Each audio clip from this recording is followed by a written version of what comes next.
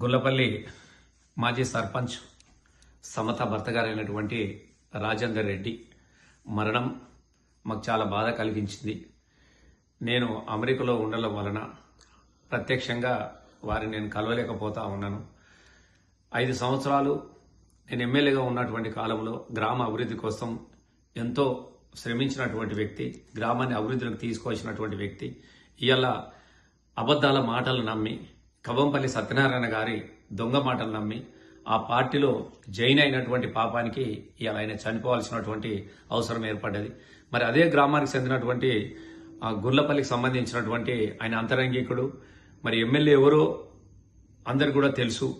ఇలా కవంపల్లి సత్యనారాయణ గారి గురించి ఇదే మురళి గారు గ్రామానికి వచ్చి, ఎమ్మెల్యే గారు కవంపల్లి గారు, నేనే ఎమ్మెల్యే గారు, నేను ఏ చెప్తే కదే నా జేబులో ఉంటాడు, నేను కూర్చుంటే కూర్చుంటాడు, లేవమంటే లేతాడు, కాబట్టి నేను చెప్పిందే వేదము అని మాట్లాడినప్పుడు సరే మంచిదే, కానీ 30 నెలలుగా మా గ్రామానికి ఏమో అభివృద్ధి జరగలేదని చెప్పేసి వాట్సాప్లో మెసేజ్ పెట్టినటువంటి పాపానికి వడ్లూరుకు సంబంధించినటువంటి వ్యక్తులను అర్ధరాత్రి ఆయన ఇంటికి పంపించి ఆయనని చంపే ప్రయత్నం చేసినప్పుడు ఆయన అడ్డుకున్నందుకు ఆయన మీద అట్రాసిటీ చేసి పెడితే క్యాంప్ ఆఫీస్కి వెళ్ళి ఇది అన్యాయమని అడిగినటువంటి నేరానికి ఇవాళ ఆయనను అవమానిస్తే ఒంటి మీద పెట్రోల్ పోసుకొని ఆయనే చావు బతుకుల మధ్యలో ఉన్నప్పుడు ఇదే కవంపల్లి సత్యనారాయణ గారు తొలివెలుగు రఘు గారితో వాడికి ఏం కాలేదు, వాడికి 10% కాలిపోయింది, వాడు ఒక దొంగ లంగా బ్లాక్ మెయిలర్ అని చెప్పేసి చాలా అవమానించే విధంగా మాట్లాడినటువంటి సందర్భం ఇవాళ నియోజకవర్గ ప్రజలందరూ కూడా, తెలంగాణ ప్రజలందరూ కూడా, ప్రపంచంలో ఉన్న ప్రజలందరూ కూడా వినడం జరిగేది.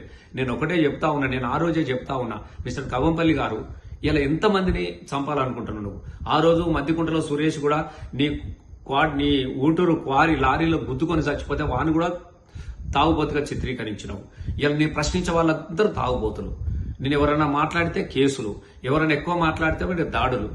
ఇవాళ అసలు నువ్వేం చేయాలనుకుంటున్నావు నియోజకవర్గం అని చెప్పేసి మేము ప్రశ్నిస్తా ఉన్నాం. మేము ఒకటే చెప్తా ఉన్నాం, ఇప్పటికైనా మురళి మీద వెంటనే ఈ హత్యకు కారణం, ఇది ఆత్మహత్య కాదు, ఇది ఖచ్చితంగా హత్యగానే మేము భావించుకుంటున్నాము. ఈ హత్య కారణం ఏంటో మురళి మీద కేసు నమోదు చేసి అరెస్ట్ చేసి జైలు పంపాలి. దాన్ని ప్రోత్సహించినందుకు నీ మీద కూడా కేసు పెట్టాలని చెప్పేసి మేము డిమాండ్ చేస్తా ఉన్నాం. ఇలా ఎవరు లేరు రాజేందర్ కుటుంబానికి మీరు అనుకుంటున్నారేమో, మాకు పార్టీలు గీటీలు కావు. ఇవాళ నియోజకవర్గ ప్రజలు వాళ్ళ రక్షణనే మేము ముఖ్యంగా భావించుకుంటున్నాం. కాబట్టి వాళ్ళని కాపాడుకోవాల్సినటువంటి అవసరాన్ని ఇవాళ బీఆర్ఎస్ పార్టీ తీసుకుంటుంది. కాబట్టి వెంటనే రాజేందర్ కుటుంబానికి న్యాయం చేయాలి. ఎందుకంటే వాళ్ళు చిన్న చిన్న పిల్లలు ఉన్నారు, వాళ్ళకి పాపం చాలా బాధలో ఉన్నారు.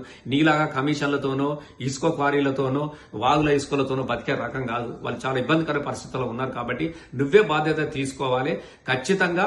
ఒకవేళ మేము రేవంత్ రెడ్డి గారు కూడా చెప్తా ఉన్నాం, ఇలా ఆయన మిమ్మల్ని నమ్మి మీ పార్టీలోకి వచ్చినటువంటి మాజీ సర్పంచ్ గారు అటువంటి భర్త, ఆ కుటుంబానికి న్యాయం చేయమని చెప్పేసి మేము అడుగుతా ఉన్నాము. ఖచ్చితంగా మేము డిమాండ్ చేస్తా ఉన్నాం. ఆ కుటుంబానికి కనుక న్యాయం జరగకపోతే మా బీఆర్ఎస్ పార్టీ తరఫున మేము ప్రత్యక్ష పోరాటాన్ని కూడా దిగుతాం. మేము కవంపల్లి మిస్టర్ని నేను మీకు ఇప్పుడు కూడా చెప్తా ఉన్నా, నీ అరాచకాలు పరాకాష్ట ఏరినాయి. ఆ కుటుంబానికి న్యాయం జరిగితే నువ్వు క్యాంప్ ఆఫీసు వదిలి కాలు బయట పెట్టలేవు. ఇవాళ ఏదో గుర్లపల్లి కాడ పోలీసులను పెట్టినావు, నీ క్యాంప్ ఆఫీసు పోలీసు పెట్టావు, నీ ఇంటికాడ పోలీసులు పెట్టావు. పోలీసుల కాపల మధ్యన నువ్వు ఎల్లకాలం పాలన సాగించలేవు. కాబట్టి ఆ కుటుంబానికి న్యాయం జరిగే వరకు కూడా బీఆర్ఎస్ పార్టీ వాళ్ళకి అండగా ఉంటుంది. నేను అమెరికాలో ఉండడం వలన, ఇక్కడ మీటింగ్ ఉండడం వలన నేను వారి అంతిమయాత్రలో ప్రత్యక్షంగా పాల్గొనలేకపోతున్నాను. తప్పకుండా నేను రాగానే ఖచ్చితంగా ఆ కుటుంబాన్ని నేను పరామర్శిస్తా, ఆ కుటుంబానికి నేను అండగా నిలబడతా.